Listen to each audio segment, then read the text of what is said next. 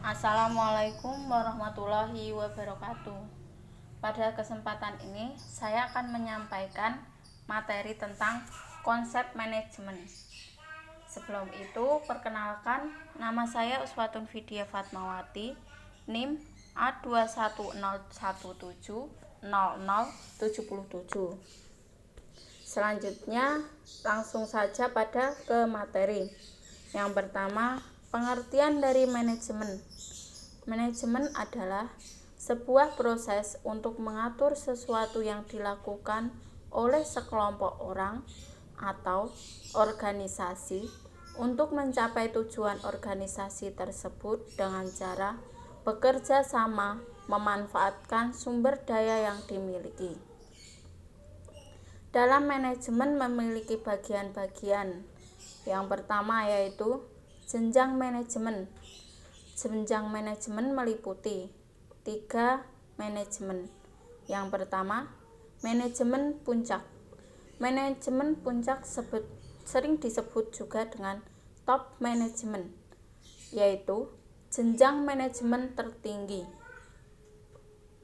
Meliputi dewan direksi dan direktur umum yang memiliki tugas memutuskan hal-hal yang sangat penting sifatnya bagi kelangsungan hidup perusahaan.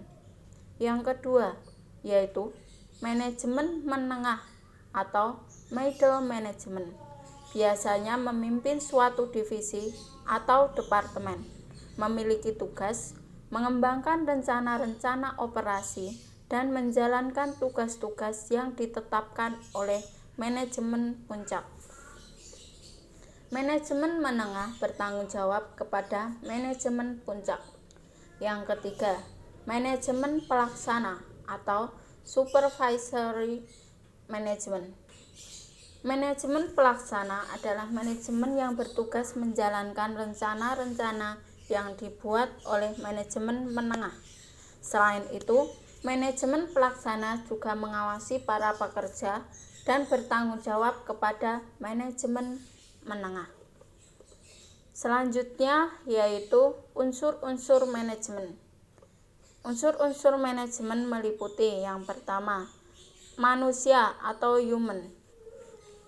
Manusia ini adalah faktor yang paling menentukan dalam manajemen. Dalam praktiknya, manusialah yang membuat tujuan dan melakukan proses pencapaian tujuan tersebut. Yang kedua, uang atau money.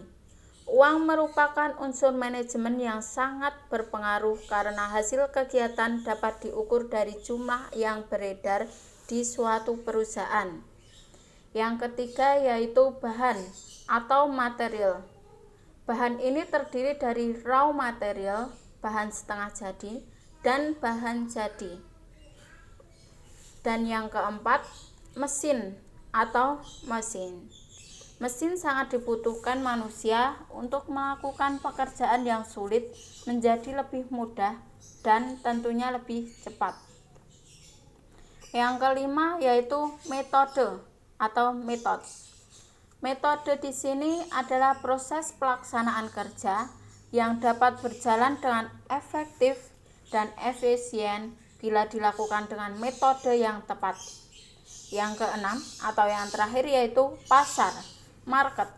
Proses pemasaran produk merupakan unsur manajemen yang sangat krusial bagi sebuah perusahaan.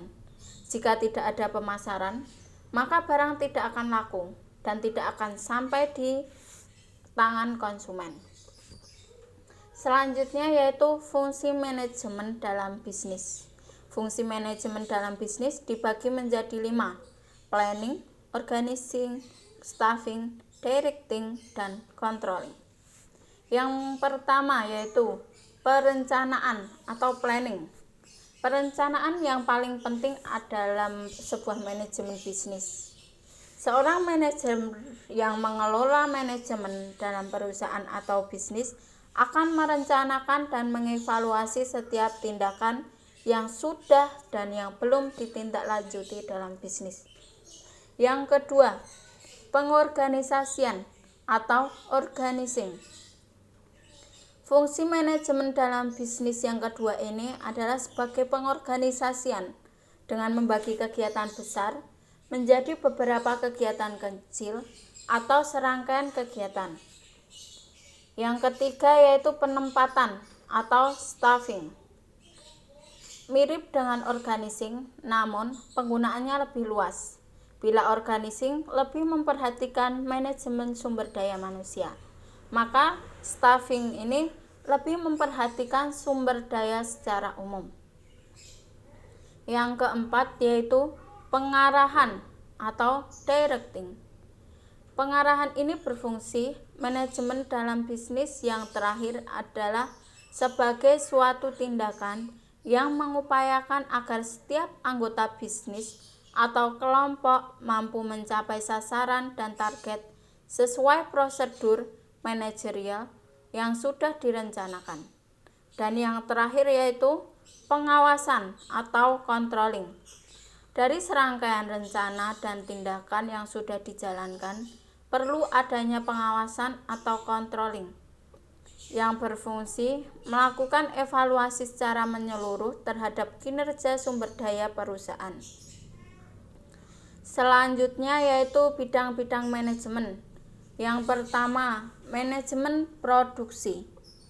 Manajemen produksi merupakan suatu dari bidang-bidang manajemen yang memiliki peran penting, karena bidang ini memanage dan mengkoordinasikan variabel produksi meliputi alam, karyawan, modal, dan keahlian secara efektif dan efisien.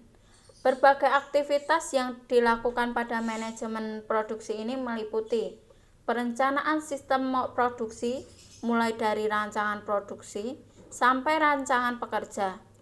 Yang kedua yaitu pengendalian sistem produksi, meliputi mengendalikan dari mulai bahan baku, teknologi yang digunakan, sampai pengemasan atau packaging. Dan kegiatan yang terakhir yang dilakukan manajemen produksi yaitu pengawasan sistem produksi. Kegiatan ini bertujuan untuk mengontrol dan menjamin terlaksananya langkah dan aktivitas yang sesuai dengan perencanaan, baik dari segi proses, biaya, maupun waktu. Yang kedua yaitu manajemen pemasaran. Manajemen pemasaran adalah satu dari bidang-bidang manajemen yang berhubungan langsung dengan konsumen.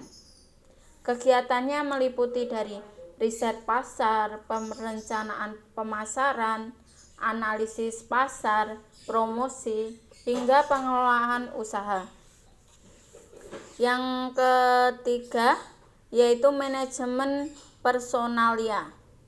Bidang manajemen personalia ini disebut juga dengan sumber daya manusia, merupakan bidang manajemen yang fokus dalam aktivitas yang berhubungan dengan pekerja atau karyawan.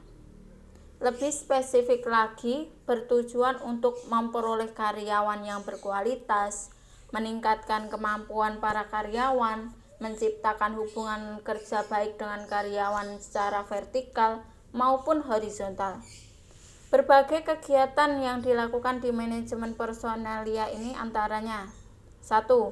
Rekrutmen karyawan, meliputi analisis jabatan hingga penilaian kinerja karyawan. Yang kedua yaitu promosi dan mutasi. Yang ketiga motivasi karyawan.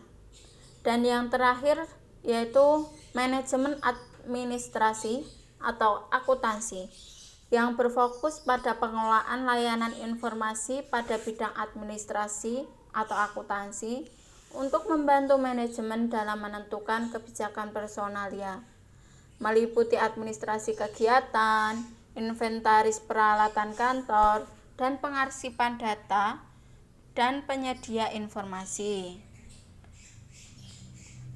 Terima kasih teman-teman yang sudah memperhatikan materi saya hari ini. Untuk selanjutnya kita bahas di video selanjutnya.